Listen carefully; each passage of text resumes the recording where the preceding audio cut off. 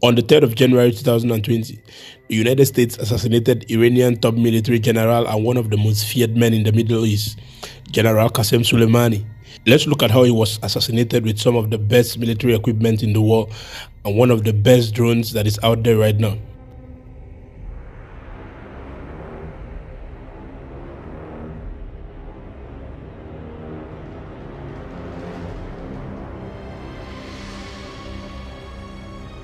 The MQ-9 Reaper is one of the deadliest military drones in the world.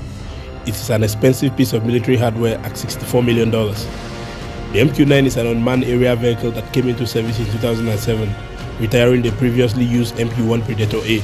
It is currently operated by Australia, France, Belgium, America, the United Kingdom, India, and a few other powerful nations. The Reaper is a remotely piloted weapons platform capable of instant action and engagement. It is equipped with some of the best military tech out there.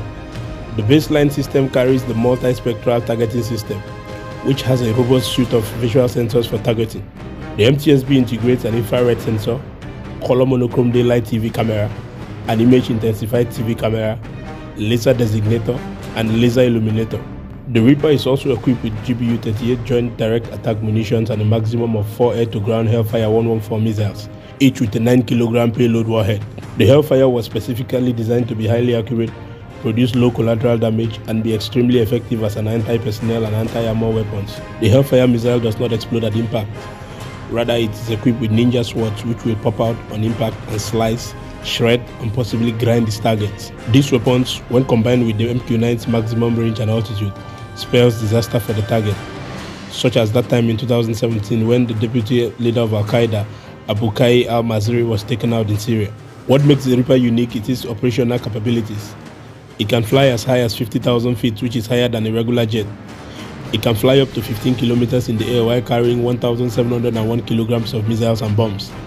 The MQ-9 drone can go as fast as 482 kilometers per hour, but it has a cruising speed of 370 kilometers. While that may be slower than some other drones in the market like the Northrop Grumman RQ-4 Global Hawk that can hit 629 kilometers per hour, it's one of the compromises made in exchange for stealth, which is the creepiest thing about the Reaper. This drone flies in absolute silence. The Reaper can be flying very close to your head and you will never know except to see it. During the 2019 Aviation Air Show, the MQ-9 Reaper drone was out of place among the other ear-splitting aircraft. It flew silently by a single demo, reportedly sending shivers down viewers' spines, as its Honeywell TPE 31110 turboprop engine barely made a beep. The best characteristics of the MQ Reaper, like all other drones, is that it doesn't need a human pilot.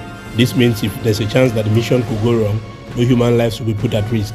In fact, operators can be as far as 1,850 kilometers from the drone and still perform maneuvers. The Reaper drone has only one objective whenever it hits the sky.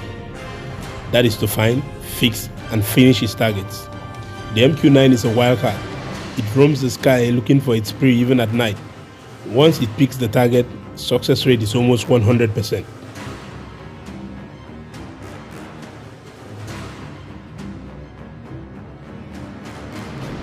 Qasem Soleimani was an Iranian military general who led a special guerrilla unit known as the Quds Forces. He was one of the most powerful and feared military leaders in the whole of the Middle East and Iran specifically. Due to his position, he had many enemies around the world, and specifically in the West. Soleimani had survived several assassination attempts by Western, Israeli, and Arab agencies over the past 2 decades.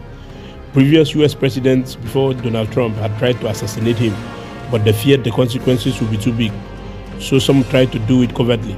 Last year, Tehran said it failed an assassination attempt by Israeli and Arab spies who tried to buy property next to a mosque built by Soleimani's father in the city of Keman, so they could dig a tunnel and plant explosives to blow him up during a religious ceremony. For years, the US military kept close tabs on the Iranian general every day. Who he met, what he planned, the mayhem he plotted. Soleimani had overseen a network of paramilitaries, militias, and terrorist groups across the Middle East and beyond that furthered Iranian interests by often undermining those of the United States and its allies. After the US had accused him and his allies of attacking the US embassy in Iraq and killing an American civilian contractor, the Americans have had enough. It was time to take out Qasem Soleimani and damn the consequences. Soleimani had gone to Lebanon to handle business. He returned to Damascus. At Damascus airport, Soleimani boarded a Charmwings flight to Baghdad alongside other passengers. The journey from Damascus to Syria took about an hour 5 minutes. The plane landed at 12:32 a.m. Baghdad time. Stepping off his Charmwings flight onto the tarmac of Baghdad's airport, Qasem Soleimani was met by a familiar face, Abu Mahdi al-Muhandis. The deputy head of the Hashd al-Shabi Iraqi paramilitary was a long-standing ally of the Iranian general and a close friend. With him was a small reception party and 2 vehicles. Muhandis was seen by the US and his Iraqi rivals as the most dangerous man in Iraq, the executor of the Iranian will. He has been monitored by the Americans for years. Both parties boarded 2 vehicles that were waiting for them with their entourage. But this time, it was not going to be business as usual. Above them was the Reaper, circling quietly, waiting to prey on his targets.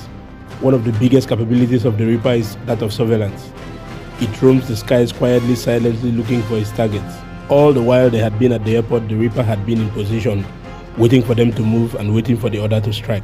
As soon as President Trump gave the go orders from Washington, the Reaper struck with the Hellfire AGM-114R9X Ninja missile. The blast hit Baghdad at about 1:45 a.m. and initial investigations have concluded that 3 guided missiles were fired at the 2 vehicles. The Hyundai Stax, traveling around 100 to 120 meters from the other vehicle, was struck with the first one. A second rocket narrowly missed the Toyota, which attempted to speed away. A third finished the job. The missiles which hit near the air cargo terminal reported Reuters killed Soleimani, Jamal Jafar Ibrahim, Abu Mahdi al-Muhandis, Soleimani's son-in-law, and the son-in-law of the late Hezbollah commander Imad Mughniya, who was assassinated by the CIA and Mossad in 2008. The Iraqi authorities needed several hours to identify the victims, some of whom had been completely touched. Soleimani, however, was easy to spot thanks to a large and distinctive ring he wore on his left hand embedded with a stark red stone, security officials told. The annihilation of Qasem Soleimani has sparked protests around the region, and Iran has vowed to avenge his death. On the 7th of January 2020, Iran had fired a dozen missiles into 2 American bases housing US troops, and the US has promised to respond back. But as we observe and watch events unfold, the Reaper is still very much around and ready to go when called upon.